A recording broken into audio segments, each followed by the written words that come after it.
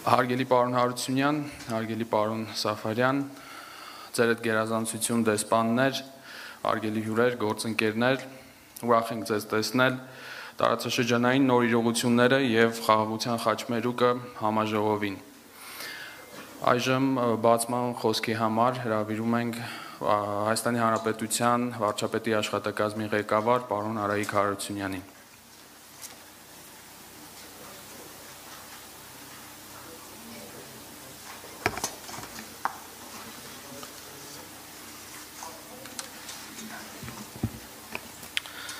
Համաժողովի հարգելի մասնակիցներ, տիկնայք եւ պարոնայք, ուրախ եմ ողջունել ձեզ Երևանում նոր իրողություններ եւ խաղաղության խաչմերուկ փորձագիտական համաժողովի շրջանակներում։ Մեր օրերում միջազգային հարաբերությունների բոլորիս հայտնի սկզբունքներն ու կանոնները խարխլվում են, իսկ համագործակցային անվտանգության նկատմամբ վստահությունն ու լավատեսությունը շարունակում են նվազել։ Սակայն Հայաստանը հավատում է կայուն խաղաղության հասնելու, բոլոր վեճերը եւ հակամարտությունները խաղաղ միջոցներով հանգուցալուծելու, մեր մեծ տարածաշրջանի ժողովուրդների ցանկությանն ու կարողությանը։ Փոխկապակցվածության եւ փոխազդեցությունների արդի դարաշրջանում մարդկության առջեւ ծառացած մարտահրավերների լուծումը համատեղ եւ համերաշխ ջանքեր է պահանջում, ու Հայաստանը եւս պատրաստ է իր նպաստը բերել առկա մարտահրավերների հաղթահարման մեր տարածաշրջանում տևական խաղաղության հաստատման գործընթացում։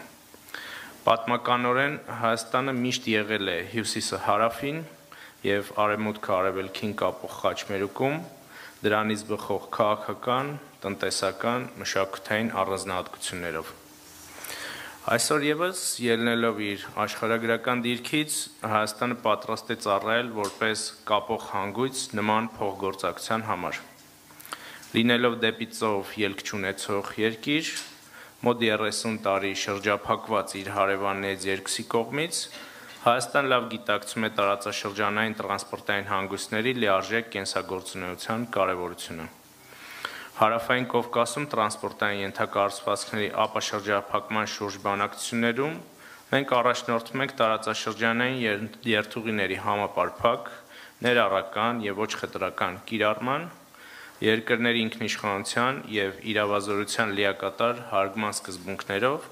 տարածաշրջանում բոլոր կողմերի համար բարեկեցիկ ապագա կառուցելու տեսլականով։ Այս գիտակցումով է, որ Հայաստանի կառավարությունը մշակել եւ ներկայացնում է խաղաղության խաչմերուկ հայեցակարգը, որպես մեր կողմից որդեգրված խաղաղության օրակարգի կարևորագույն մի մաս։ Այդ հայեցակարգի առանցքային իմաստը տարածաշրջանային կոմունիկացիաների զարգացումն է։ Նոր ճանապարհներ, երկաթուղիներ, խողովակաշարեր, էլեկտրոհաղորդման գծեր կառուցելու, հները նորոգելու եւ գործարկելու միջոցով։ Նախագծի նպատակն է վերականգնել տարածաշրջանի կարևոր դերը հյուսիս-հարավ եւ արևելք-արևմուտք գլոբալ փոխգործակցության համատեքստում անխոչնդոտ տարանցման ապահովման գործում։ Կասկածից վեր է, որ բեռների, ապրանքների եւ մարդկանց տեղաշարժի նոր հնարավորություններն իրենց հերթին կապահովեն անվտանգության եւ կայունության լրացուցիչ երաշխիքներ,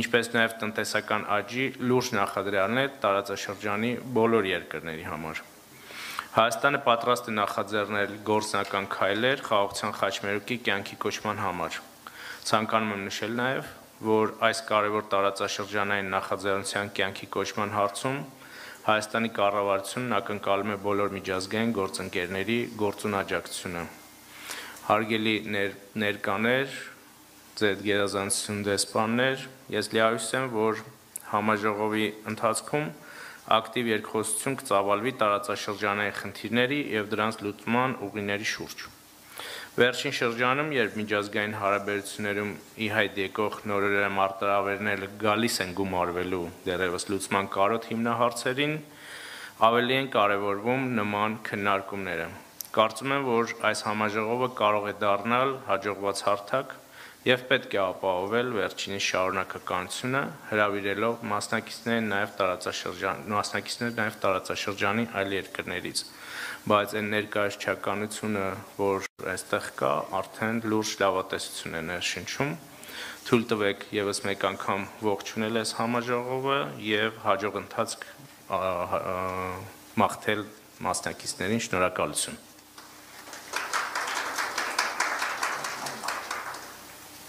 Շնորհակալություն պարոն Հարությունյան, այժմ խոսքի համար հրավիրվում է արտաքին գործերի փոխնախարար պարոն Մնացական Սաֆարյանը։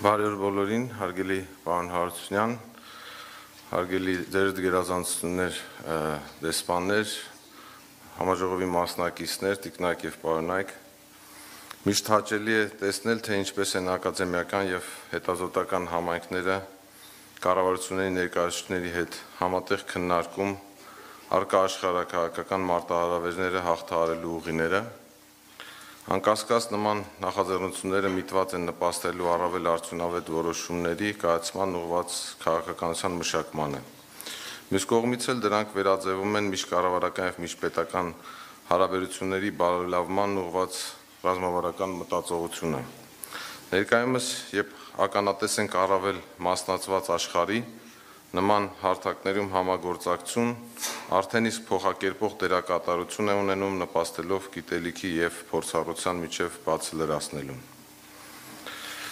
Վրաստանի, Իրանի, Հնդկաստանի հետ հավանականորեն ձևավորված ջերմ հարաբերությունները հիմնված են մի շարք համընդհանուր իրողությունների վրա, ընդհանուր սահմանն Իրանի եւ Վրաստանի հետ, հազարամյա պատմամշակութային կապերն ու փոխադարձ տնտեսական շահերն այս երկրների հետ։ Հայաստանը ձգտում է ավելի զարգացնել ավանդական բարեկամական կապերն Իրանի հետ, ակտիվ քայլեր են ձեռնարկվում մեր հարաբերություններում տնտեսական բաղադրիչի մեծացման ուղղությամբ, այդ թվում բազմակողմ համագործակցության շրջանակներում։ Այս առումով կարևորվում են բեռնափոխադրումների ոլորտի եւ ենթակառուցվածքների տրանսպորտային կապի, ինչպես նաեւ երկկողմ հետաքրքրություն ներկայացնող էներգետիկ ու տարածաշրջանային ծրագրերի զարգացման ուղղությամբ համատեղ ջանքերը։ Իրանը Հայաստանի 4-րդ տնտեսական գործընկերն է, Հայաստանի հարավային հիմնական տարանցիկ ուղին, ինչպես նաև ռազմավարական հասանելիություն դեպի Ասիա, Մերձավոր Արևելք, այս ուղիներն անցնում են Իրանով։ Մեր կառավարությունները, Վրաստանի եւ Հայաստանի կառավարությունները քայլեր են ձեռնարկում մեր եղբայրական երկրների, ժողովուրդների, պետությունների միջև հարաբերությունները առավել երկարաժամկետ ռազմավարական երկխոսության բնույթ հաղորդելու ուղղությամբ։ Հայաստանի եւ Թուրքիայի սահմանի բացումը եւս վճռորոշ կարեւորություն ունի, ինչպես տեղյակ եք, մենք համագործակցում ենք եւ համաձայնության ենք եկել բացելու սահմանը երրորդ երկրների եւ դիվանագիտական անձնագրեր կրող անձանց համար, հուսով ենք մոտ ապագայում այս շոշափելի քայլը կյանքի կկոչվի։ Հնդկաստանը որպես երկիր է եւ քաղաքակրթության հանդեպ Հայաստանը Հնդկաստանի որպես երկրի եւ քաղաքակրթության հանդեպ մշտապես ունեցել է մշակութային մեծ հետաքրքրություն, սերտ կապեր, որոնք նույնպես իրենց արմատներն ունեն դեռևս վաղնջական ժամանակներում, հաշվի առնելով Հնդկաստանում երբեմնի բարգավաճ հայ համայնքը, որը մեծապես նպաստել է առևտրի, մշակույթի, կրթության եւ գիտության ոլորտներում երկու ազգերի առաջընթացին։ Մինչ մեր ժողովուրդների միջև անվանդականորեն ձևավորված բարեկամական կապերն ու փոխադարձ աջակցությունը վերջին 30 տարիների ընթացքում շարունակաբար ամրապնդվել է, վերջին 3 տարիները նշանավորվում են մեր հարաբերություններում աճի մեծ միտումով, հատկապես երբ խոսում ենք քաղաքական երկխոսության մասին։ Հնդկաստանի հետ մեր հարաբերությունների համակողմանի խորացումն ու զարգացումը Հայաստանի արտաքին քաղաքականության առաջնահերթություններից է։ Վերջերս գործարկել ենք նաև Հայաստանի, Իրանի եւ Հնդկաստանի միջև եռակողմ համագործակցության ձևաչափ, միտված մեր երկրների միջև համագործակցության եւ երկխոսության խորացմանը։ Հայաստանի, Իրանի եւ Հնդկաստանի արտաքին գործերի նախարարությունների միջև առաջին եռակողմ խորհրդակցությունները տեղի ունեցան այս տարվա ապրիլին Երևանում, որտեղ քննարկվել են տնտեսական խնդիրներն ու տարածաշրջանային հաղորդակցական ուղիները, մշակութային եւ ժողովուրդների միջև կապերի խորացման հեռանկարները, ինչպես նաեւ ուրվագծվել են ամենատարբեր ոլորտներում եռակողմ համագործակցության հնարավորությունները։ Հայաստանի համար մեկ այլ առաջնահերթություն է բազմակողմ ձևաչափերում համագործակցությունը։ Մեր երկրներն ունեն մի շարք ընդհանուր առաջնահերթություններ ՄԱԿ-ի օրակարգի շրջանակներում, հատկապես միջազգային ահաբեկչության դեմ պայքարի հարցերում։ Մենք գնահատում ենք Իրանի սկզբունքային հստակ դիրքորոշումը Հայաստանի տարածքային ամբողջականության և ինքնիշխանության հարցում։ Մենք բարձր ենք գնահատում նաև միջազգային հարթակներում Հայաստանին առնչվող խնդիրների վերաբերյալ Հնդկաստանի հնչեցրած դիրքորոշումները, հատկապես ՄԱԿ-ի անվտանգության խորհրդի հրատապ նիստերի ընթացքում։ Հայաստանը ընթացող բարեփոխումների համատեքստում սատարում է Հնդկաստանին ՄԱԿ-ի անվտանգության խորհրդում մշտական անդամակցության ձեռքբերման հարցում։ Ողջունելի է, որ մեծ քսանյակի նախագահության ողջ ընթացքում Հնդկաստանը հաստատակամություն ցուցաբերեց աշխարհի տարբեր վայրերում գերակա մի շարք տնտեսական և քաղաքական խնդիրներին լուծում գտնելու հարցում։ Միասին գործելով մենք կարող ենք հասնել մեր համընդհանուր նպատակներին, ապրելու մի աշխարհում, որտեղ խաղաղությունն ու ամենաշխությունը հաղթում են ուժի գործադրմանն ու մարդու իրավունքների խախտմանը։ Առկա է նաև մեծ ներուժ մեր բարեկամ երկրների միջև առևտրային և տնտեսական համագործակցության ընդլայնման համար, փոխլրացնելով երկկողմ համագործակցությունը բազմակողմ հարթակներում և տնտեսական նախաձեռնություններում կառուցողական ներգրավվածությամբ։ Հայաստանի կառավարությունը մեծ կարողություն է տալիս գործընկերության զարգացմանը տարածաշրջանային և գլոբալ նշանակության նախաձեռնությունների շրջանակներում, ինչպիսիք են հյուսիս-հարավ միջազգային տրանսպորտային միջանցքը, Իրանի նախաձեռնած Պարսից ծոց-Սև ծով միջազգային տրանսպորտային և տարանցիկ միջանցքի իրագործումը և Հնդկաստանի ու Իրանի համատեղ նախաձեռնած Չաբահար նավագծի զարգացման ծրագիրը։ Վստահ ենք, որ Հայաստանի ճանապարհային ցանցն այս նախաձեռնություններին էապես նպաստելու մեծ ներուժ ունի։ Հայաստանի կառավարությունը հյուսիս-հարավ ճանապարհային միջանցքի ներդրումային ծրագրի իրականացման միջոցով ջանքեր է գործադրում վերագործարկելու և արդիականացնելու երկրի համապատասխան ենթակառուցվածքները։ Ծրագրի միջոցով Հայաստանը ոչ միայն կբարելավի իր կարողություններն, այլև Հայաստանին հնարավորություն կընձեռվի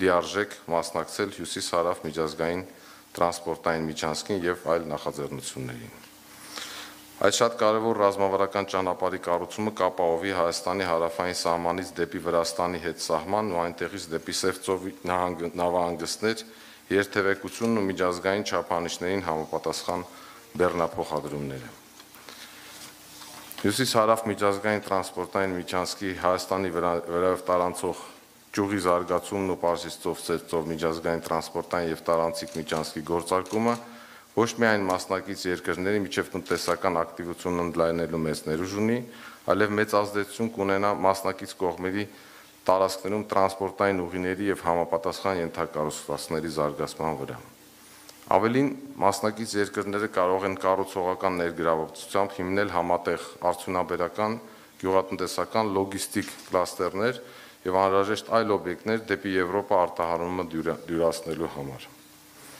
Այս ամենով հանդերձ մենք ձեռնամուխ ենք եղել նաև առաջ տանելու Գյումրիի 4 նավահանգիստ նախաձեռնությունը։ Բացի այդ, քանի որ Իրանն ունի ազատ առևտրի գոտու համաձայնագիր Եվրասիական տնտեսական միության հետ, իսկ Հնդկաստանը բանակցությունների մեջ է համանման իրավական գործիքի շուրջ, Հայաստանը որպես ԵԱՏՄ անդամ կարող է կամուրջ լինել Հնդկաստանի, Իրանի և այդ կազմակերպության երկրների միջև, ինչի շրջանակներում Պարսից ծով-Սև ծով միջազգային տրանսպորտային և տարանցիկ միջանցքը կարող է լրացուցիչ խթան հանդիսանալ առևտրի և հաղորդակցության հետագա ընդլայնման համար։ Ինչպես նշվեց, պատմականորեն Հայաստանը մշտապես եղել է հյուսիսը և հարավը, արևմուտքն ու արևելքը կապող խաչմերուկներում ակտիվորեն ներգրաված լինելով առևտրի և մշակութային փոխանակումների մեջ։ Այսօր էլ Հայաստանն ունի աշխարհագրական դիրքի և պատմական ժառանգության ընձեռած հնարավորությունները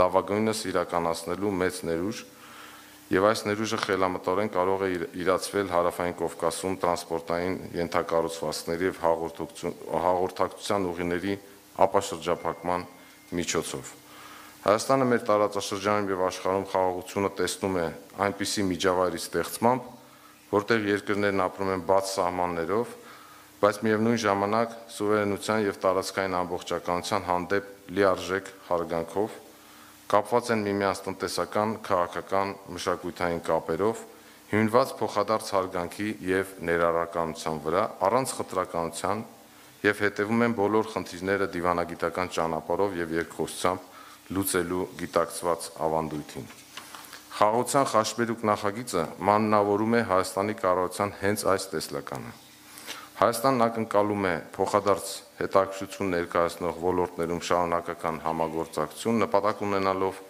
մեծապես խթանել մեր երկրների ժողովուրդների բարեկեցությունն ու բարգավաճում։ Մենք ցանկանում ենք ջանքեր գործադրել ժողովուրդների միջև շփումների խրախուսման ուղղությամբ, ներառյալ բայց չսահմանափակվելով զբոսաշրջության զարգացմամբ, համատեղ ցուցահանդեսների, տոնավաճառների, մշակութային այլ միջոցառումների անցկացմամբ։ Վստահ եմ, որ տարբեր ոլորտներում ու հարթակներում համագործակցություն ընդլայնելու մեր համատեղ ջանքերը հաջողություն կունենան ել ավելի ընդլայնով մեր որպես հին քաղաքակրթությունների բարեկամական կապերը։ Կրկին ողջունում եմ ձեզ Հայաստանում, հուսալով, որ արդյունավետ քննարկումներն ու կառուցողական բանավեճեր կունենաք հանուն տարածաշրջանային եւ համաշխարհային խաղաղության ու համերաշխության մեր ընդհանուր նպատակների եւ առաջնահերթությունների վերաբերյալ։ Շնորհակալություն։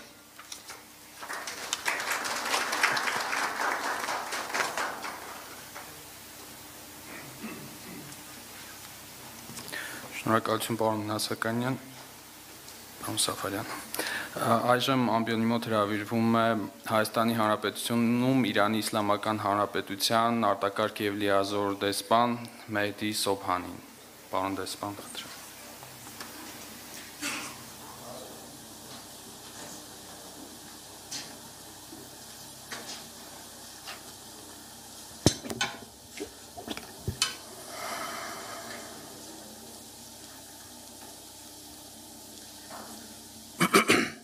Bismillah ar-Rahman ar-Rahim.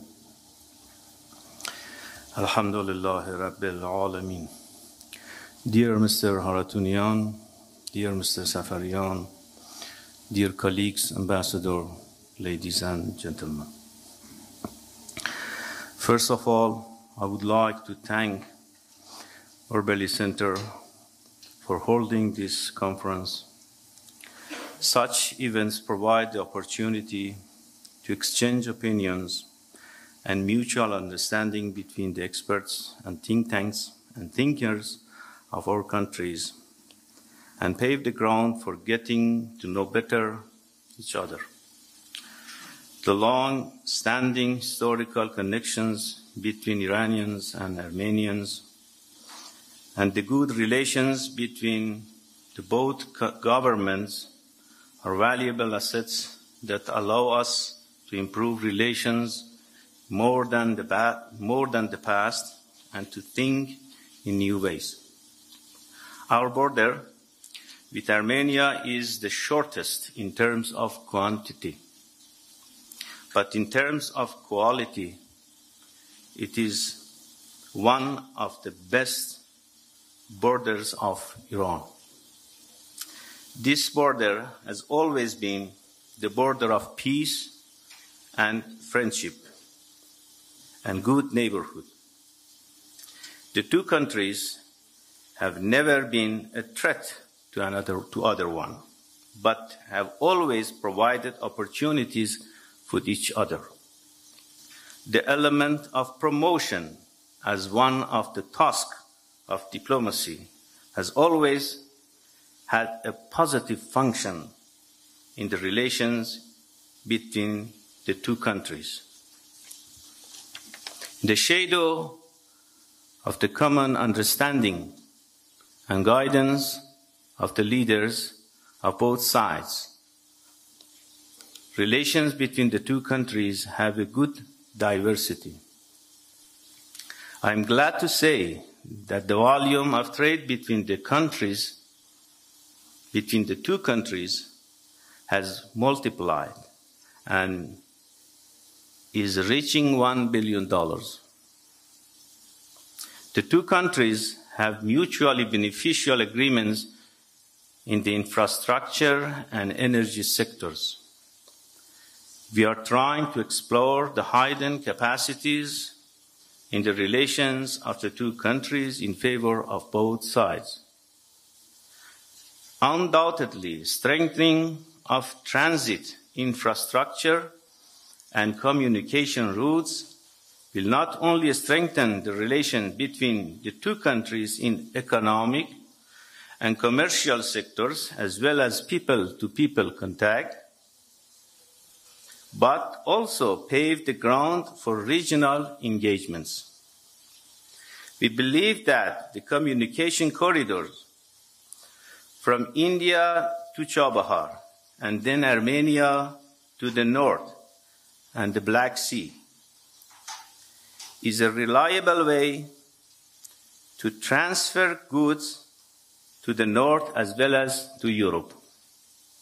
The development of this path keeps our countries safe from external harm. In this context, we highlight the role of India in the development of Chabahar port, and we welcome Armenians' participation in this process.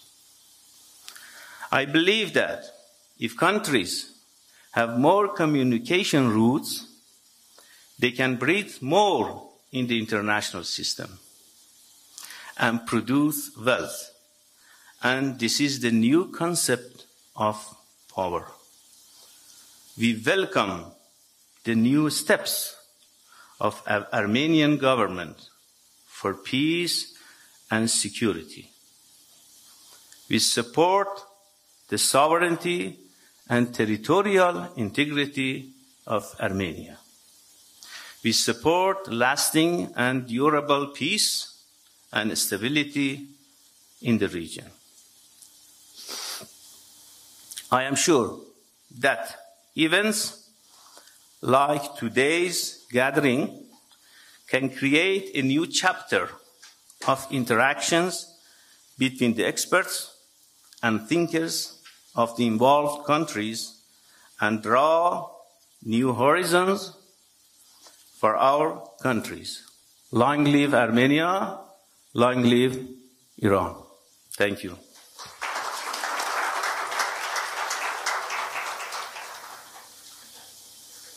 Շնորհակալություն պարոն դեսպան, այժմ ելույթի համար ամբիոնի մոտ է հրավիրվում Հայաստանի Հանրապետությունում Հնդկաստանի արտակարգ եւ լիազոր դեսպան Նիլաքշի Սահա Սինհա։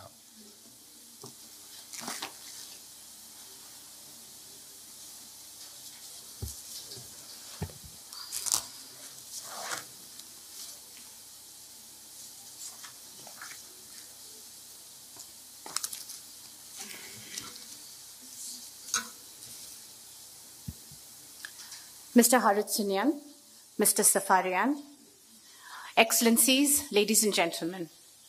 First of all, I'd like to thank the Orbeli Analytical Center for organizing this conference today. I think, as my colleague from Iran said, it's during discussions and interactions like this that we throw up ideas, and it brings countries and peoples closer.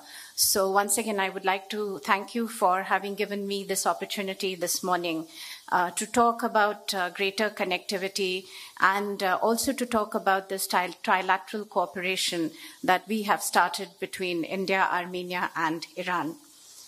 India, Armenia share historical ties going back centuries, and Iran was the bridge facilitating these ties.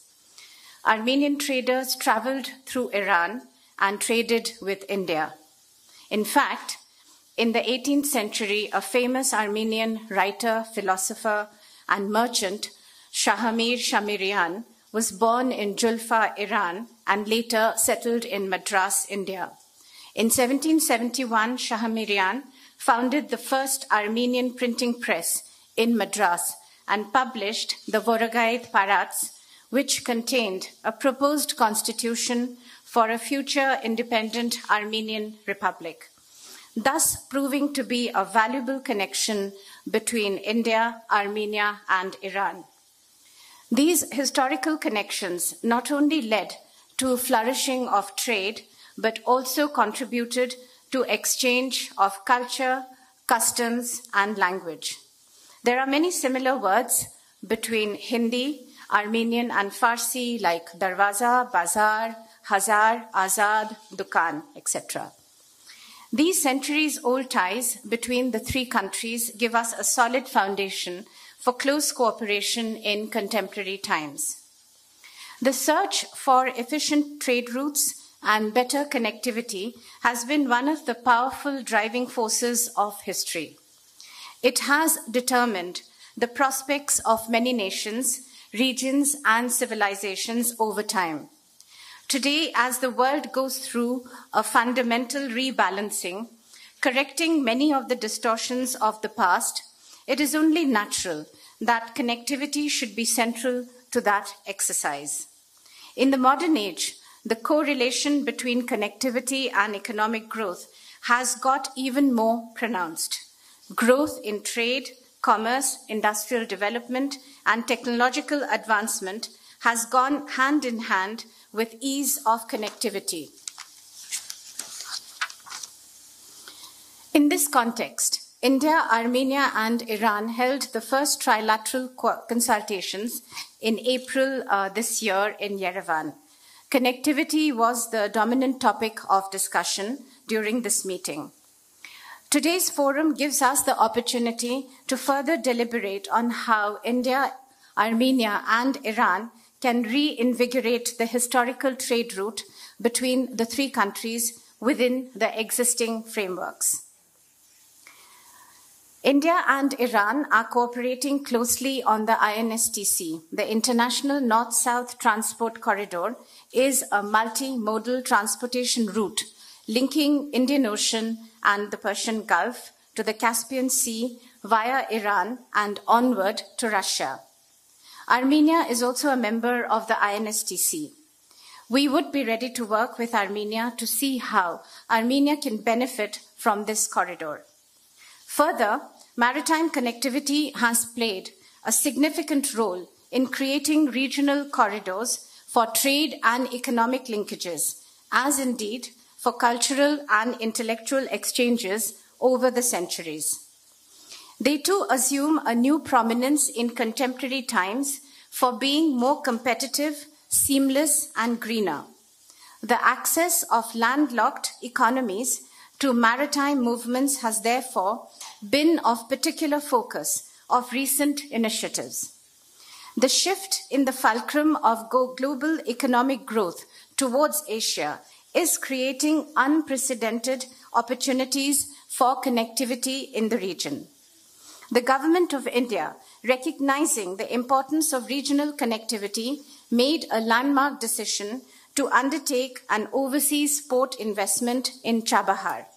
Today, the Chabahar port has not only emerged as a commercial transit hub for the region, but also facilitated the delivery of humanitarian assistance. Besides the Indian exports of food products, the port has handled several shipments and transshipments from Russia, Brazil, Thailand, Germany, Ukraine, and the UAE.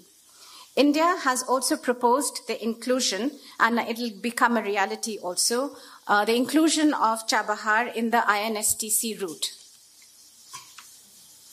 Armenia has expressed its interest to be associated with the INSTC and the Chabahar port. Recently, the Armenian Minister of Territorial Administration and Infrastructure, Mr. Gnel Sanosyan, and the Deputy Foreign Minister, Mr. Safarian, participated in the Global India Maritime Summit in Mumbai in October 2023.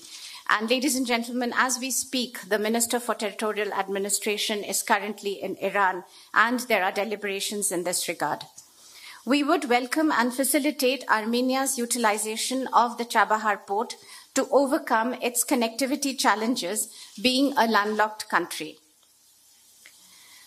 Regarding the Crossroads of Peace project, recently Prime Minister Pashinyan presented Armenia's Crossroads of Peace project. It aims to enhance connectivity in the South Caucasus region through infrastructure development, including roads, railways, pipelines, cables, and electricity lines. The project envisages bringing peace in the region through enhanced connectivity, leading to thriving commerce, bringing prosperity for the people of the region. Armenia is also currently developing its road infrastructure from its southern border with Iran to the northern border with Georgia. Already, some Indian companies have shown interest in this project. We are ready to facilitate and participate in infrastructure development projects in Armenia. I look forward to the discussions during the forum on boosting regional connectivity and development infrastructure. These discussions would be useful to identify potential areas for India, Armenia, and Iran to cooperate in the region. Thank you.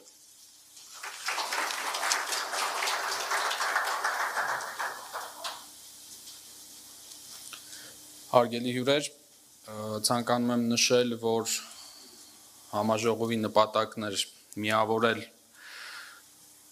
այս գաղափարի շուրջ խաղաղության եւ տարածաշրջանային կապուղիների ապաշրջափակման այս նպատակով եռօրյա համաժողով է անցկացնում առաջին օրը համաժողովի մասնակիցները հանդիպում են ունեցել Հայաստանի բարձրաստիճան պաշտոնյաների հետ այս օրը անցկացվում է համաժողովը եւ երրորդ օրը տեղի է ունենալու ավելի շատ մշակութային այցեր տեղի ունենալու այցեր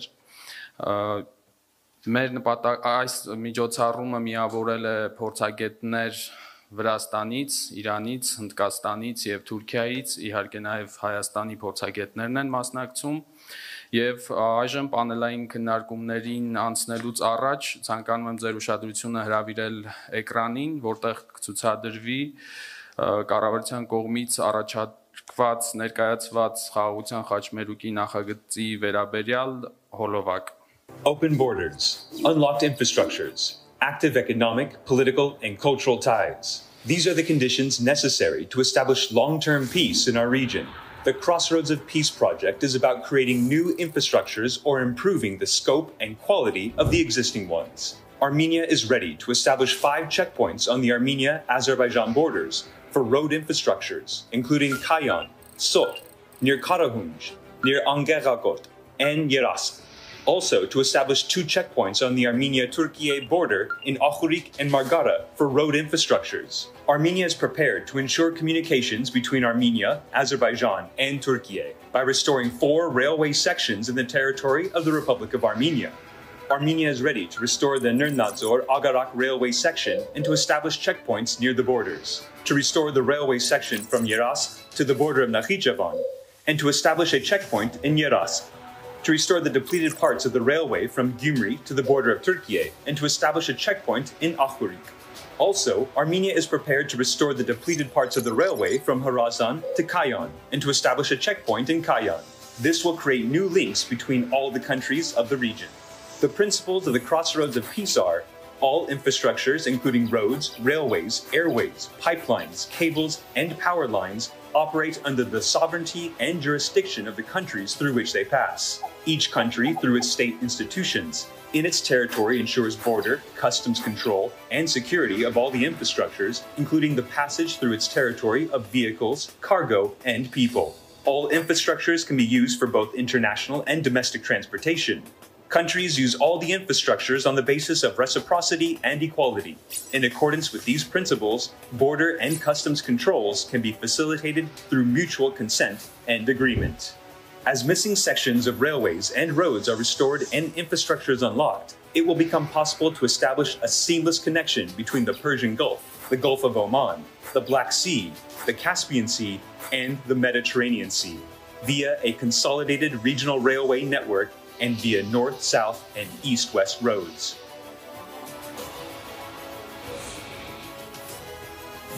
The government of the Republic of Armenia reaffirms its commitment to contribute its share to the region's peace and stability, and to make practical measures to build the crossroads of peace. Հարգելի գործընկերներ, մեր առաջին քննարկումը կոչվում է Հարավային Կովկասի աշխարհաքաղաքականությունը Հարավային Կովկասի աշխարհաքաղաքականությունը խաղաղության խաչմերուկի հեռանկարները։ Մեր այս առաջին քննարկման մոդերատորը լինելու է Ջոնի Մելիքյանը, Օրբելի վերլուծական կենտրոնից։ Մեր հյուրերն են Ալի Ռեզա Քուհքան, Իրանի նախագահի աշխատակազմի ռազմավարական հետազոտությունների կենտրոնի տնօրենի միջազգային հարցերով խորհրդականը, Ռանանջայի Անանդը, հնդկահայ բարեկամություն հասարակական կազմակերպության նախագահը, Վիկտոր Կիպյանին, Գեոքեյս կազմակերպության նախագահը եւ Էմրե Դիները, TGRT լրատվական գործակալության արտաքին նորությունների բաժնի տնօրենը։ Շնորհակալություն բոլորին եւ հյուրերին եւ մասնակիցներին։ Շնորհակալություն։ Հարգելի հյուրեր, տիկնայք եւ պարոնայք, ողջունում ենք ձեզ մեր համաժողովին եւ քանի որ մեր հյուրերին իմ գործընկերը արդեն ներկայացրեց, նաեւ հասկանալով որ ժամային մենք պետք է կարողանանք հասցնենք եւ հստակ տեղավորվենք եւ նաեւ տանք հնարավորություն մեր հյուրերին հարց ու պատասխանի հնարավորություն, ապա սկսենք մեր առաջի հյուրից եղբայրական իսլամական հանրապետությունից Իրանի խնդրենք ձեզ խոսեք այն քաղաքականության մասին, որը վարում է Իրանի իսլամական հանրապետությունը մեր տարածաշրջանում եւ ոնց եք դուք տեսնում Հնդկաստան, Իրան, Հայաստան այս կապը եւ համագործակցությունը։ Շնորհակալություն։ Bismillahirrahmanirrahim. Hello everyone. I trust you enjoyed the conference so far. It's really an honor for me to be here. Firstly, a sincere thank you to the organizers for putting together this esteemed event.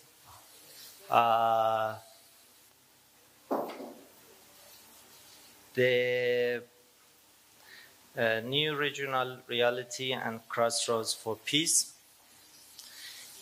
Secondly, I'm optimistic about the potential for more international collaborations like this one between Iran, Armenia, and India. This is just the beginning of what I believe will be a series of such impactful gatherings. As we all know, fostering these connections through conferences and tangible interactions paves ways for enhanced collaborations, aligning with the conference theme of promoting peace. Today, my talk is titled Iran, Armenia, and India Relationships for Peace, New Perspectives. I won't keep you long, so let's go straight to the discussion. One of the main goals of current governments in these three countries is promoting economic situations. In this region, one of the main prerequisites for the sustainable development is peace. Traditionally, war has been defined by the absence of peace, employing tools such as tanks and guns, evolving to include drones and missiles. Now it's changed, and peace involves resolving conflicts by nurturing social bonds and promoting people-to-people connectivity. One of the most important tools for this purpose is science and scientific diplomacy.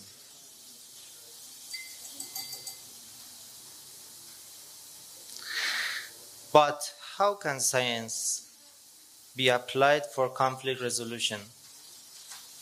It's an important question. Science and peace are not often mentioned in the same context, yet science can play a vital role in establishing conditions for peace, which in turn fosters the flourishing of science advancements. In the era of emerging conflicts, we need to embolden the scientific community and ensure it can respond to our multifaceted challenges. And what is the scientific diplomacy?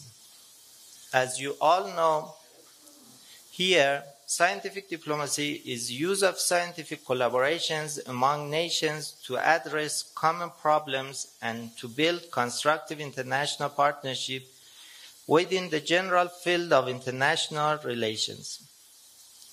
and what tools and capabilities are in the region for this purpose. One of these is recruitment of students. Iran is ready and able to welcome students.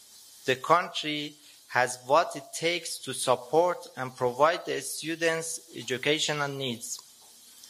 It shows a genuine commitment to creating a good environment for learning. Another potential area involves establishing exchange programs for students as well as academic and administrative staffs. Collaborating on joint research projects and publications presents promising area for Iranian, Armenian, and Indian universities' cooperations. This involves opportunities for shared learning experiences, collaborative academic activities, and share of research findings. In summary, my key point is that the crossroads of peace go beyond physical corridors. We should also recognize the corridors of scientific diplomacy and social connectivity as integral pathways toward fostering harmony and understanding. Thank you for your attention. Thank you very much. So now, kinetic. So now I will continue English. So we heard about the vision of our Iranian partner and friend. Now we are moving to India. Rananjay Anand, please tell us about India, how it's look like, how is our region look like from India, and also about India. What is India now? Where is going India? And how this region will be in the interest of Delhi, New Delhi. Thank you. Thank you, my friends. Good evening, good morning, everyone, distinguished guests. And first of all, let me thank Ordbeli Analytical Research Center for organizing such an important event, which is deliberating the new realities of this South Caucasian region in consultations in connection with India's and Iran's partnership as well. As my topic of deliberation is putting forth what is the current global standing of India in the current global order, such as India as a rising global power, what is driving, what is transforming this change, and what does it mean for the South Caucasian region and in global commons in totality. So India's foreign policies, its engagement and implications in South Caucasus and beyond.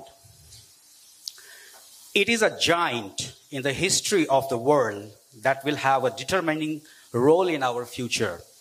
These are the words of President Macron while he was hosting Prime Minister Modi at Bastille Day celebration this year. Clearly, these words are echoing the current global stature of India, which is connecting the ancient past to present and to the future, wherein in ancient times, India was known as an established golden bird. And in the last 1,000 of years of foreign rules, India lost the momentum. And in the current time, India has already started regaining the lost stature that it was faded. Currently, in terms of economy, India is fifth largest economy in terms of GDP nominal terms, and third largest economy in terms of PPP terms, basically. In the coming next 5 to 10 years, India is going to gain world's third largest economy status again, surpassing Japan and Germany by 2030, which is expected. And it may turn out that India can achieve this even earlier. So what are those factors in the last decade? I must say in last decade, when Prime Minister Modi took over the rule in 2014 in India. Just recently, Morgan Stanley, in its latest report, says, this India is different from what it was in 2013. In a short span of 10 years, India has gained positions in the world order with significant positive consequences for the micro and market outlook. Just last week, Standard & Poor, the global rating agency, in their words, Asia-Pacific growth engine is expected to shift from China to South and Southeast Asia, which India at the helm, to see its gross domestic product, GDP, growing to 7% by 2026, compared to 4.6% for China. That means China slows, India grows, and India, not China, will be spearheading the global growth engine in the coming future as per the latest trends. What is indicating these developments in India's economic growth? India has taken a center stage in the current geopolitical orders post-COVID era, I must say, when the COVID-19 upended many lives in the world. The world was actually struggling with a great health crisis when the global north forgot about the global south in terms of vaccine availability. A kind of vaccine apartheid was created. At that time, India came to the leadership role, not only safeguarding the lives of her 1.4 billion people, but sharing and caring. That's the approach that India showed while distributing the vaccine to more than 100 countries.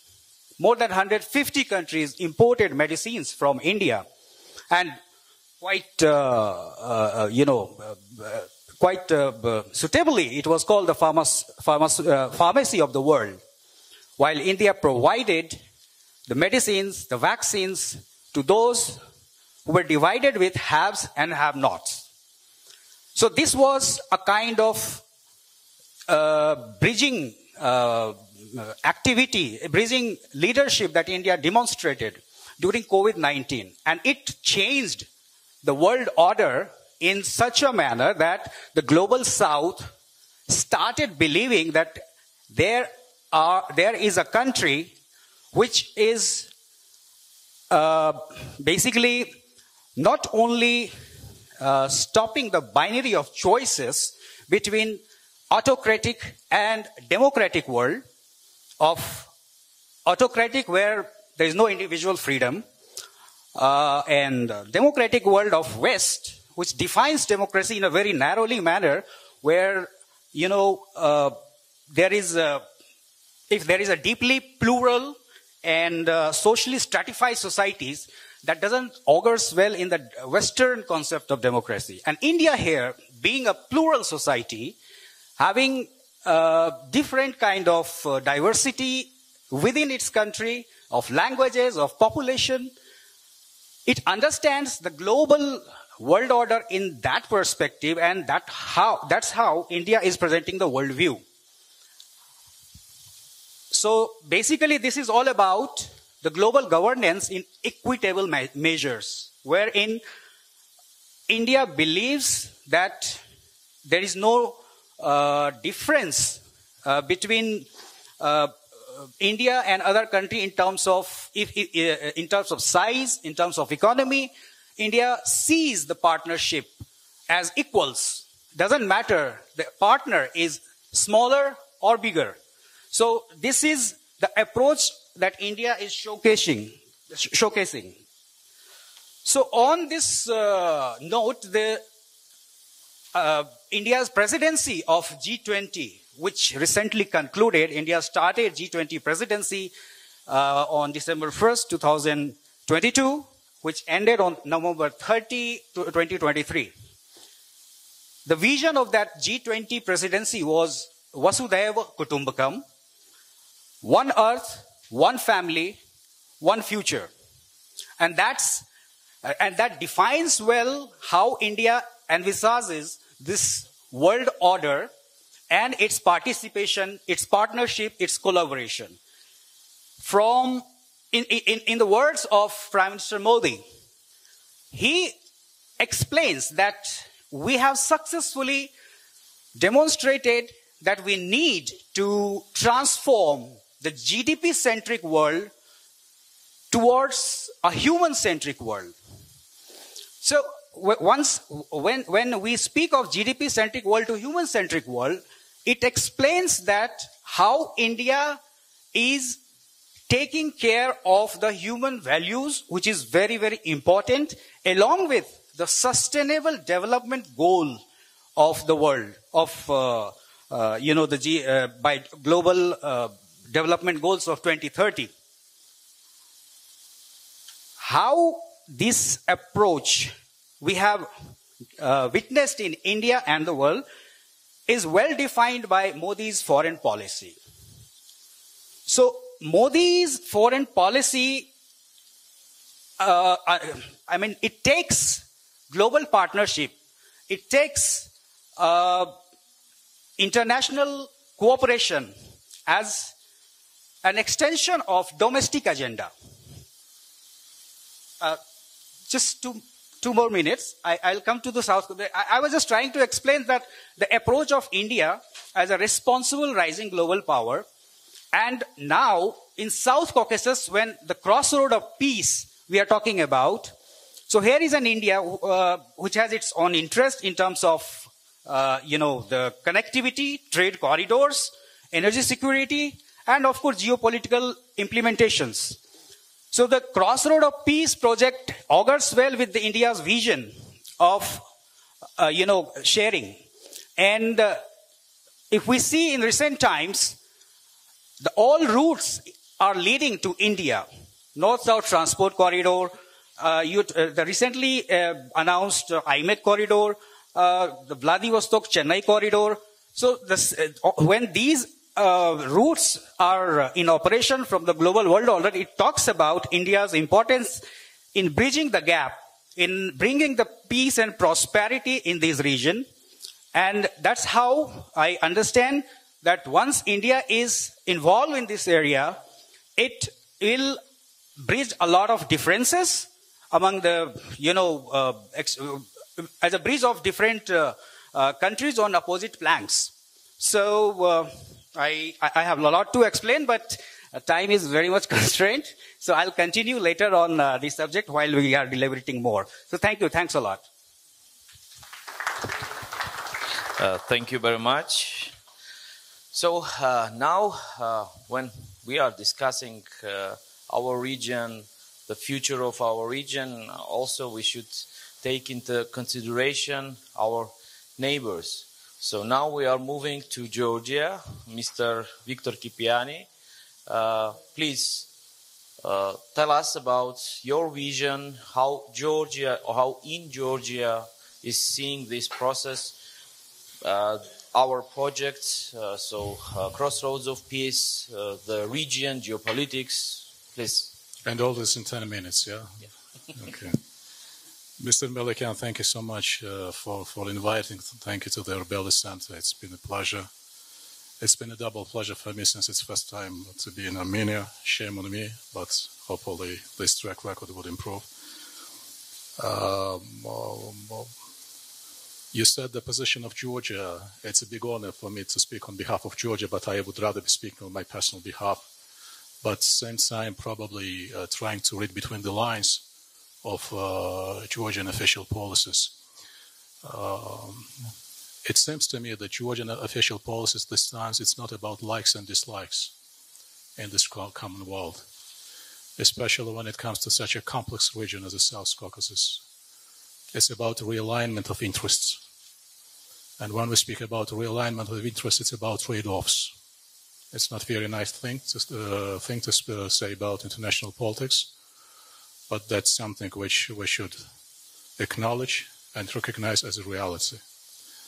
And when we speak about realignment of interests, I often say that the different scenarios of the world security order, and one of those scenarios, as I mentioned in various of my writings, it's about regional hub and spoke security model, when the regional centers would become even more important and more significant. And from that perspective, bearing in mind the necessity of realignment of interests and bearing in mind the competitiveness between different gravitational centers, it's really very important for us, Armenia and Azerbaijan in the first place, to think about the region as of competitive geopolitical and geoeconomic unity. Especially also bearing in mind that the South Caucasus, unfortunately, regrettably, they still remain the least connected part of the world. In that context, of course, the initiative of the Prime Minister Pashinyan is indeed very significant, very important. If I may draw some analogy with the cross-border projects which have started in the region at the end of the 90s of the last century,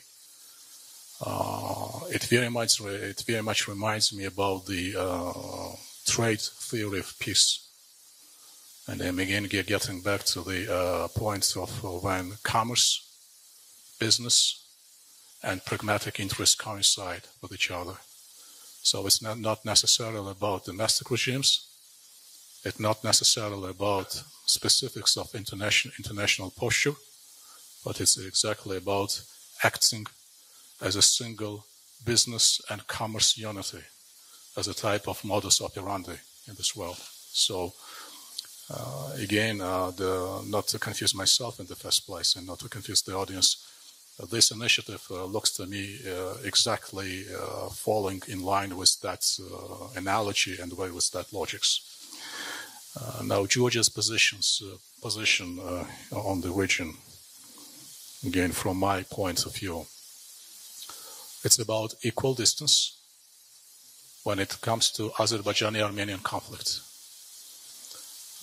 We had on many instances a gesture by Tbilisi to mediate. I have my own personal observations. I think that when someone proposes to mediate, he or she should has to have enough capacity to enforce. So I personally don't believe it's probably quite arguable that we would be capable enough to perform the mediating role to the largest extent possible. But at least, as a minimum, it's a good gesture of it's a gesture of goodwill. Same time, when we speak about Prime Minister Pashinyan's initiative, we should also remind ourselves and remind the audience about the initiative of the Prime Minister Garibashvili about the Peaceful Neighborhood Initiative. So all those fall on the same frequency. And further on, it's the Georgian quest for the EU candidacy status country. And when we had a meeting yesterday with the Deputy Minister, Mr. Safaryan, I made a point that sometimes it looks to me that we Georgians are not more interested with Georgia getting the candidacy status than Armenians are, because it would have a ripple effect on the region. It would have, it would give Armenia as well, and to the entire region, if I may say, so the conduit for better connection, for better connect with the outer world, and with with EU infiltrating or projecting its soft power in the region better and more institutionally via Georgia as the country, having hopefully on the 15th of December getting the status of the EU candidacy. And the last point, I want to speak about Georgia. It's really very important when we talk about geopolitics, when we talk about foreign policy. The main strengths of Georgian foreign policy, the main strengths of Georgia's international posture, it's about its own democracy and its own institutions. That's where our resilience comes from. It's not about military power, it's not about money resources, etc., but in the first place, it's the transparency, democracy, and institutional capacity building. That's how we should position ourselves in the region. That's how we should position ourselves to the rest of the world. Few quick points, Mr. Milikian, mindful of time. Of course, when we speak about those positions or regional context, regional implications, we have to raise necessarily a few critical questions, and I'm very much mindful as well that we won't be able to give a precise and full-scale response, fully fledged response to each of them. Russia's role in the region obviously is receding.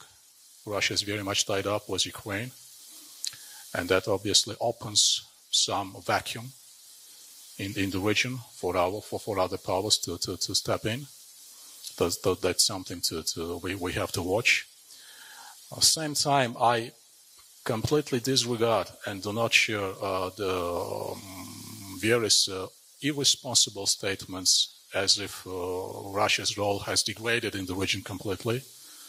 Russia is and will be having, has and will be having the capacity to have its own say in the region, and this is about the real politics. Don't speak in let us not speak in very idealistic terms. As a minimum, Russia would be able to continue a disruptive role in the region.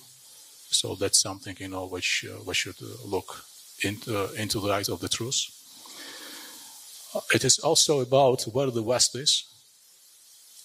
And there is quite a certain controversy in that respect. You probably know that Georgia has a very, let's put it in this way, interesting provision in its own constitution, which says that Georgia's institutions are committed to pursue their integration with Euro-Atlantic community, and that's something which is very much firmly on our radars. But at the same time, what I've been arguing over the last years, and hopefully many of my compatriots would agree, that we, as a regional nation, as a regional country, have to pursue two-frequency course. One is pursuing that Euro-Atlantic mainstream integration, but at the same time paying more attention to the neighborhood and to the implications around us. This is very much important, because it seems to me that for some time we had some disconnect from regional implications. We put an excessive emphasis over the Euro-Atlantic community integration, which is, as I'm saying, it's not the choice of the Georgian dream, if not the choice of any other ruling party. It's the choice of generations of Georgians. Therefore, it's something which is undisputable. But at the same time, disregarding regional implications and disregarding that two-frequency course of Georgian foreign policy in terms of its mainstream pillar and the regional pillar or neighborhood pillar would be a grave mistake. In the region, we have quite a complex situation with each of three South Caucasus nations pursuing their own pattern of policy. From Georgian perspective, we would continue building up on that capacity of the institutional cooperation which we have with our strategic partner, the United States of America. That capacity would be continued to be built up on the Strategic Partnership Charter, from 2009. Definitely, we realized that United States is not a black sea power, black sea nation, but we would very much welcome if the West and the US would have a more clear say and more coherent say when it comes to the South Caucasus. Oddly enough, the situation in the South Caucasus, one very interesting feature that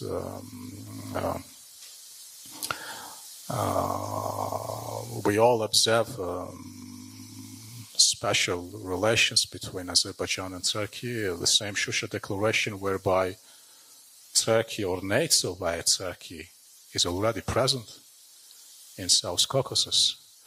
And the complexity and the oddity of that, the situation that the West has special relations with Turkey and therefore Azerbaijan. Same time, Armenia, which provides with, more transparency in the government, in the governing structure, still continues to be aligned with Russia. This is quite an oddity when it comes to the question of the values and the principles. So I think that's we would be expecting some interesting changes in that respect. A few quick points. China, which is always on the radars. It looks like that China continues the business as usual. Trading with both with Armenia, Azerbaijan, also including the arms sales. In terms of Georgia-Russian relations, yesterday I was asked during one of the meetings what the status of those, what the nature of those relations, and I said, those relations are the working relations. Again, probably it comes to the pragmatism and the rationality of Georgian policies. We're definitely aligned with the West in many possible respects, but when it comes to bilateral sanctions, we are holding off with enforcing those sanctions because of the variety of reasons. So, again, the concluding point, and even having this summary of my notes, I wish to say more. The driving the factor and the driving reason for Armenia, Azerbaijan, and Georgia, and we already mentioned the competitiveness of the region, is to get rid of toxic connotations about South Caucasus, because when someone speaks about South Caucasus, what immediately comes to anyone's mind are wars, civil strifes, domestic conflicts, etc., etc. So probably that would be the rationale behind our policies, to transform ourselves into the image of cohesiveness, healthy business environments, and sound domestic and foreign policy as well. So much to say, Mr. Melikian, but I would rather stop here. Thank you. Thank you very much.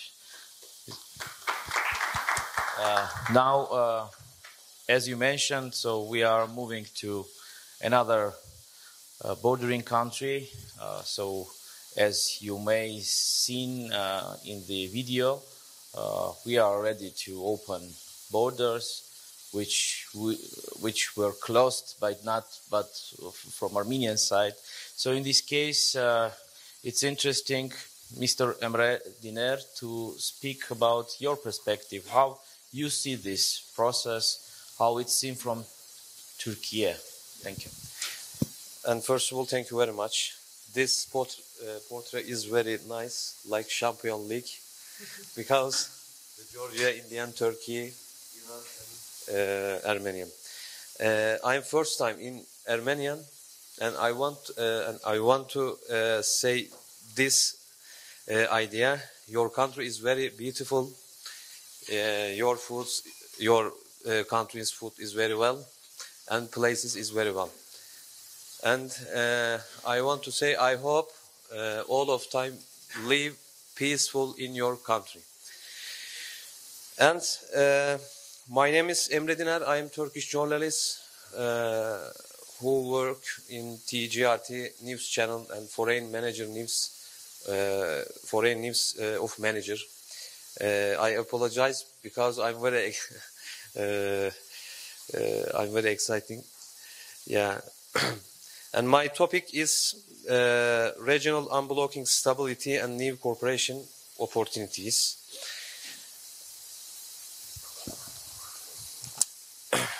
Then, dear guests, and then first of all, I greet you all with respect.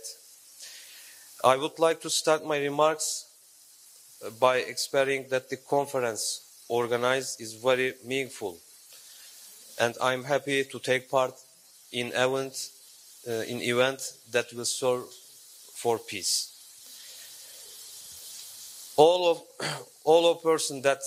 Everybody knows that balances are changing after the coronavirus that has affected the world.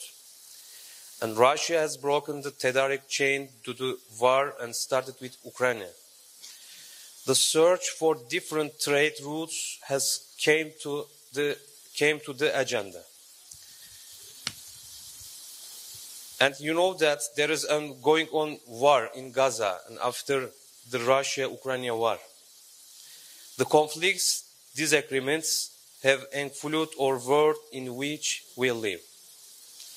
In a world thirsty for peace, it has become imperative for global peace to take a common stance on international issues and minimize disagreements.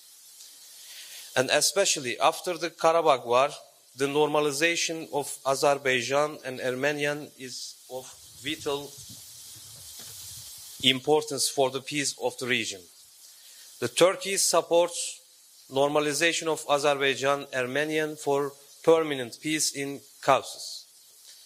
I would like to experience this with sincerity, and Turkey has shown the initiative needed for peace on many issues on a global scale.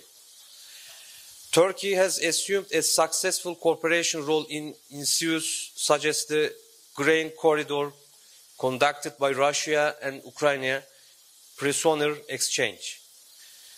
Dear West, in order to maintain stability in the Caucasus, normalization of Azerbaijan, Armenian Turkey is indispensable.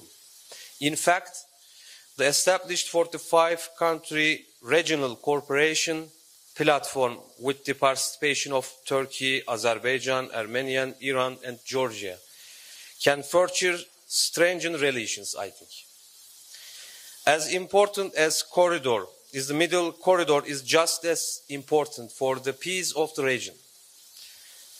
The middle corridor line extending from Beijing to London and located at the height of the annual trade traffic of more than $6 billion contributes to the stability of the region.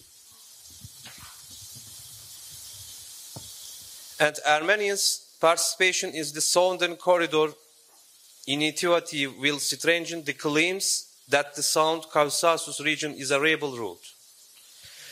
The current environment now provides an opportunity to develop the middle corridor with fresh power. And participation in the middle corridor will provide Armenia with many advantages. It will offer commercial opportunities, help to diversify energy sources. It will increase satisfaction in the country and create additional income. The corridor will strengthen Armenia's regional and geopolitical role. Most importantly, it will significantly increase the interdependencies between the countries of the region. Those tensions will also decrease significantly. And I want to add it. The almost 9,000 kilometers road proposed for the middle corridor also includes extensions to Turkey, Georgia, Azerbaijan, and Kazakhstan. The middle corridor will therefore significantly reduce the transit time between China and European markets. and Turkey's initiatives to open transportation and energy lines in the middle line.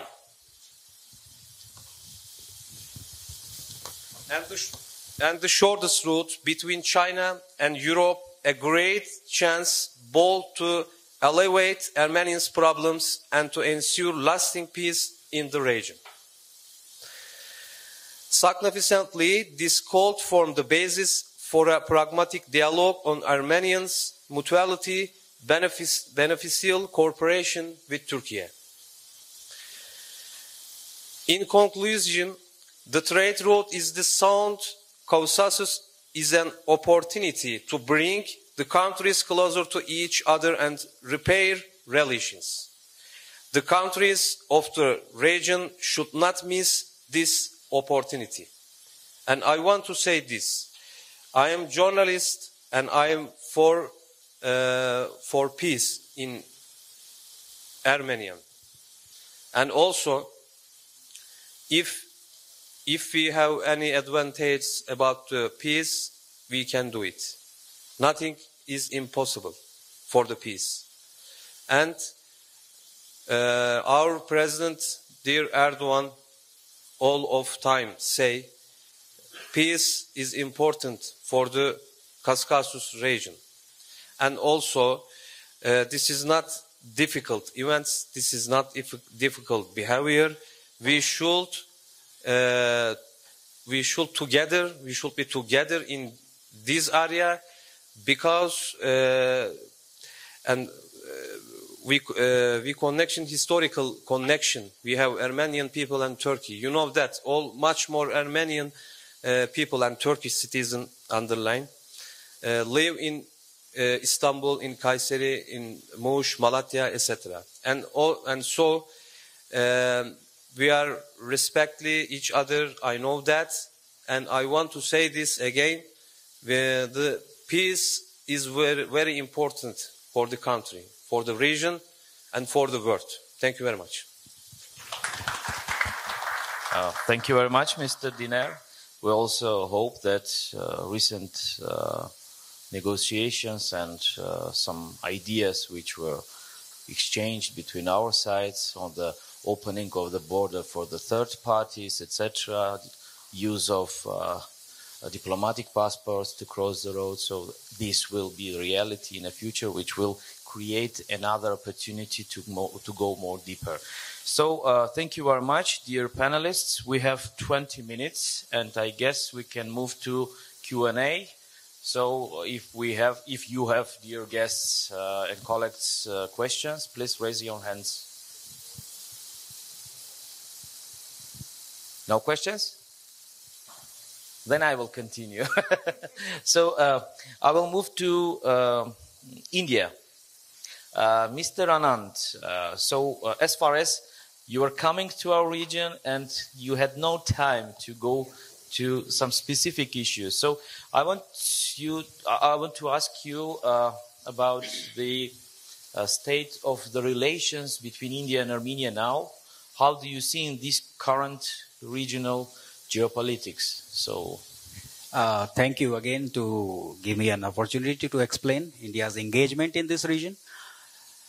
India has specific foreign policy for various regions, like Look East, like Central Asia Connect, like, Link East to West. But particularly for South Caucasus, India doesn't have well-defined foreign policy until recent times. Basically, the region is tackled by India on case-to-case basis. How the inclination of South Caucasian country is towards India, India reciprocates accordingly. Certainly, Armenia happens to be the distinctive partner in this region because of various reasons. Armenia has always supported India on the stand of Kashmir, always without any precondition. Armenia has always supported India's permanent membership in the UN Security Council, and This kind of approach has been reciprocated by India, and Armenia happens to be the only country in the region with which India has friendship and cooperation treaty with this country. What does that mean? It means, inter alia, whatever is a matter of geopolitical and security concern, counter terrorism activism, intelligence input, India and Armenia shares together on this, unlike other countries in this region. With Azerbaijan, India doesn't have any hostile relationship, of course. India is in a good relationship with Azerbaijan as well, which is particularly realistic. India has energy requirement. India tries to secure energy security through Azerbaijan. India has invested a lot in Azerbaijan through ONGC, in gas and oil exploration in Caspian Sea. Georgia, of course, is always on a good partnership relationship with India.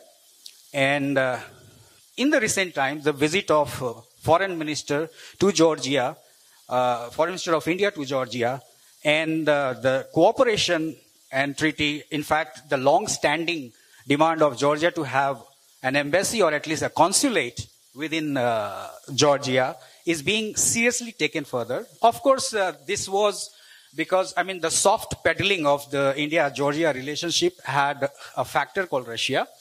Now it's being furthered. Coming to the current scenario, in the last couple of years, what we see here, the relationship, the engagement of India with Armenia is mainly through the arms, as an arms supply, when the vacuum was created because of the Ukraine war, and Russia got preoccupied, and Armenia's security concerns, Armenia's decision to, multiply the security reliance on various partners. So this has led to India's engagement. And I must say, peace and balance of power is always about, if neighboring countries or the various powers, small or big, they have balance of power in terms of, creating a minimum deterrence in the region, deterrence of, not having any aggression. India is fulfilling this gap by emboldening the partner called, Armenia, by being a reliable partner in terms way that it will create a minimum deterrence. It doesn't mean India is hostile to anyone. India is just creating a balance of power in this region, which will be further strengthened by the trade and connectivity. India has put a lot of effort in international north-south transport corridor, along with Russia and Iran together. India is developing Chabahar port in Iran, the Persian Gulf, Black Sea connectivity, and to the north. And again, east and west as well, through the route of that. So India is exploring all possibilities to give a balance and stability to this region through trade and connectivity. And as we all know, India happens to be a unique country having very good relationship with Russia as a strategic partner, also West, especially USA and Europe, as also, USA is a strategic partner of India as well. So India is balancing this lack of understanding in the region, and India brings on table a balanced view, kind of, ice-breaking, basically a kind of environment where India can establish this region in a balance. So that's why these kind of narratives, when we talk about, it goes in long term. India brings on table trade, connectivity, business, cooperation, balance of power, and peace. So this is how, when I was speaking about rise of India as a global power and the shift from GDP-centric to human-centric, from hostility towards there is no difference, but only agreements with all kind of deliberations. So yes, India is giving this opportunity to the South Caucasus, and maybe in the coming future we will have certainly a defined and well-defined peace and prosperity in this realm with India's engagement. Thank you very much. Questions? Armen, please. Օրբելի վերլուծական կենտրոն։ Հարցս ուղղում եմ պարոն Քուհքանին, պարոն Դիներին եւ իհարկե պարոն Կիպյանին։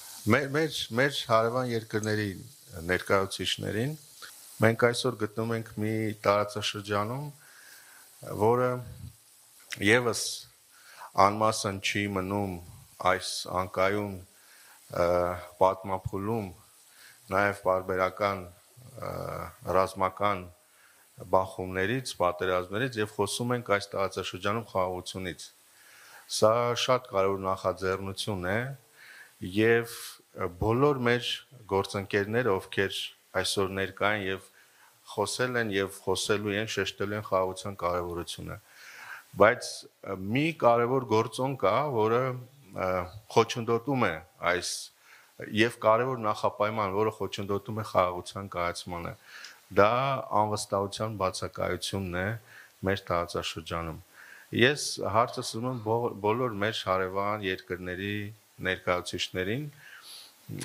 ինչպիսի միջոցներ դուք կարող եք նշել, որոնք կարող են ամրապնդել այս անկայուն տարածաշրջանում խաղաղության ժողովուրդների միջև, պետությունների միջև խաղաղության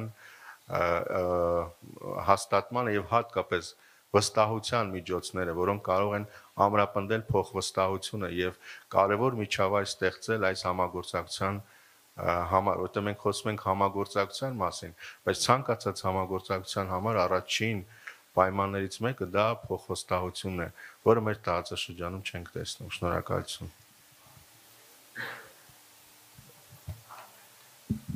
Thank you very much. I will ask to have very short for 1-2 minutes for each.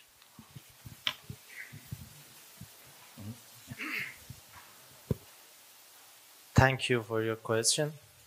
I've tried to explain my different viewpoint to the peace, and I think like you, peace is not, in tradition, peace meant situation of we do not have war, which means peace, but now we should understand peace is a condition that we do not expect creating war. It needs connectivity between people and also a common understanding. And it needs tools. I think one of the most important of these tools is science and scientific relations, because if we have a good scientific relations between academians, students, professors, and etc., we can share this common understanding and friendship to the society and have a regional community based on shared values, and then we have a sustainable peace. Yeah. And I want to say this, and first of all, Turkey, Azerbaijan, and Armenia established good relations each other. And first of all, and for example, I believe that Turkey, Azerbaijan, and Armenia want to be good relationship with each other. And so sometimes some countries, how can I say this, and say about to each other wrong, like gossips story, sorry.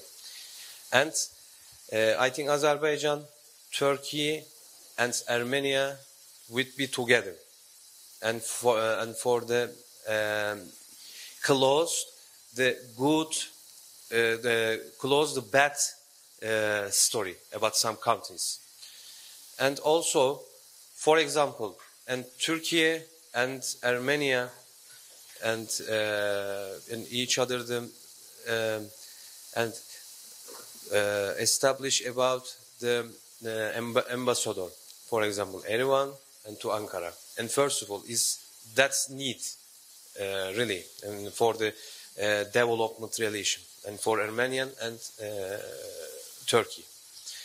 And also, we have historical connection. I said this before. This is very important situation. And by the way, much more Armenian people live in Turkey. For example, my neighbor is Armenian. I live in Istanbul. We have very, very, very best, we have very, very good relationship with them. And also, these details is very important for approaching the Turkey and Armenian. And also, we need just for firstly speaking the problems, only each other. Nobody needs speak with Armenian and Turkey. And for example, some countries, yeah, I know that, and helping for developing the relations Armenian and Turkey, but no need, I think. Just only solve problem each other, I think. This is very important for solving the problem, the country. For example, I visit the Markara board gate. I'm very happy for the building this board gate. This is very important and for the relationship as well. And so we want to show increasing to these good relations. We want to see Turkish people want to see, Armenian people want to see them. And so I believe that maybe in the future we will have a great and good relationship with Turkey and Armenian. Thank you very much for listening to me. Thank you very much. We also hope that Markara, once when it was opened for humanitarian assistance during the earthquake, will be open in the future. Yes. And thank you very much for that. Thank you. Mr. Kipiani, and I also want to add one moment. You said that when Georgia is proposing mediatorship, it should be equal. What did you mean? Because we know that Georgia-Azerbaijani relations are strategic, and now we are waiting that improvement of Armenia-Georgia relations will be also going deeper. So you mean strategic relationship? Thank you. Yes, I'll expand it during the coffee break. Let's see if I may. Johnny, I take your point, so I'll get back to you on this.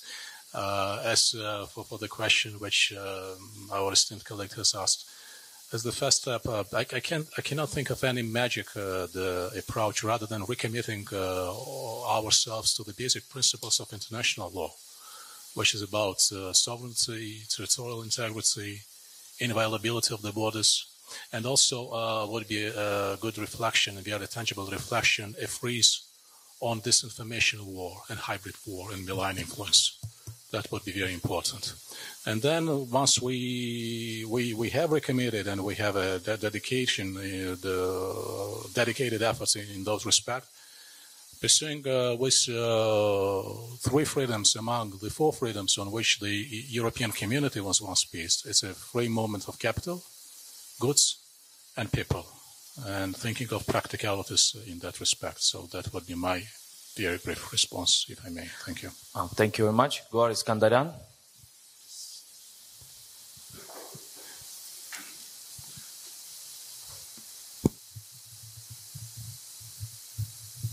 Thank you.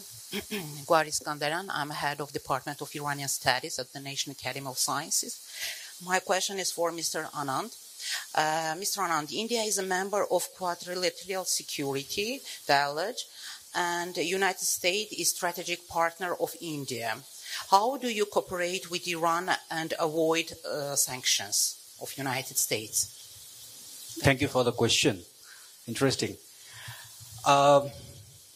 India has very strategic interest in this region, particularly Iran is the bridge between India and South Caucasus to the north.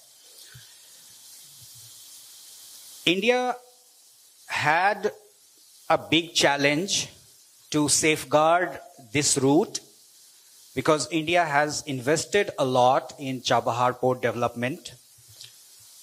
The common factor here was common factor between India and USA was the influence of Chinese BRI, which they are developing CPEC, China-Pakistan Economic Corridor, at Gwadar port, basically, in Pakistan.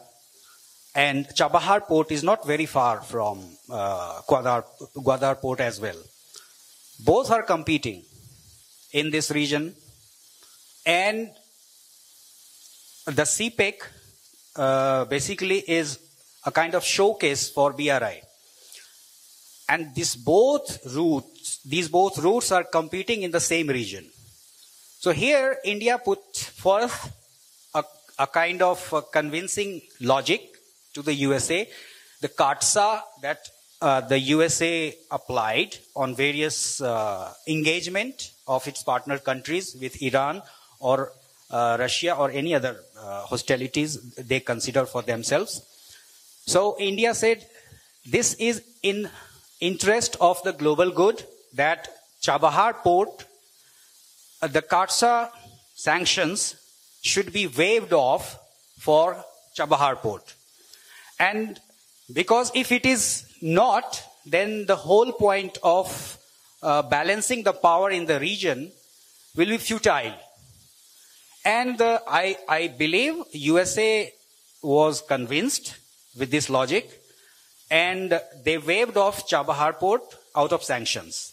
And because of this, India secured the feasibility of this route, and it is continuously being developed to connect north-south, because the world cannot be, black and white. It's not a zero-sum game. Diplomacy and geopolitics is not a zero-sum game. And that's how India is putting a counterbalance in the region to neutralize something which will create destabilization and, the unequal balance of power in the region. So this is the main reason that India secured that it was not under sanctions. Have I answered your question? Yeah, thank you. Thank you. Thank you very much. So we are finishing. Thank you very much, distinguished colleagues. And if our guests have questions, you can continue during this coffee break. Thank you very much. It was a pleasure.